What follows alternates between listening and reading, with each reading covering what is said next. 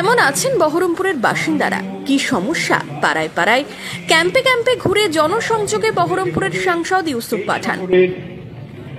উন্নয়নের কিন্তু এই নোংরা ফেলার আমাদের কোনো জায়গা নাই। আমাদের ভাকরিওয়ান আমরা 14খানা যে ইকার্ড এবং উনি পৌরসভা থেকে আমাদেরকে 7খানা ভ্যান দিয়েছেন।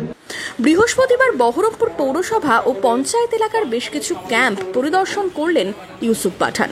এদিন প্রথমে বহরমপুর পৌরসভার 10 নম্বর ওয়ার্ডের লিপিকা মেমোরিয়াল গার্লস হাই স্কুলে তিনি যান। বহরমপুর পৌরসভার চেয়ারম্যান নারুগোপাল মুখার্জিকে সাথে নিয়ে শিবির ঘুরে দেখেন। এরপর ভাকুড়ি 1 নম্বর গ্রাম পঞ্চায়েতের ভাকুড়ি প্রাথমিক স্কুলে আমাদের পাড়া আমাদের সমাধান ক্যাম্পে যান।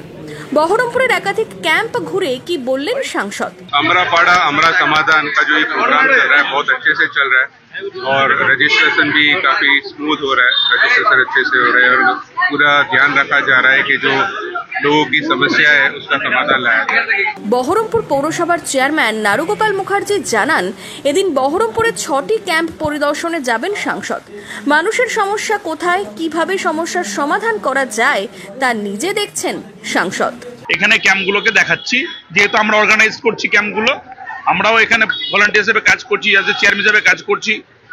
সেগুলো আমরা এবার ভাকরি পঞ্চায়েতে যাব। আজকে বহরমপুর লিপিকা গার্লস স্কুল পঞ্চায়েতে 6টা বুথের যে ক্যাম্প সেখানে ভালোভাবে দেখলেন। এখানে 10 নম্বর ওয়ার্ডে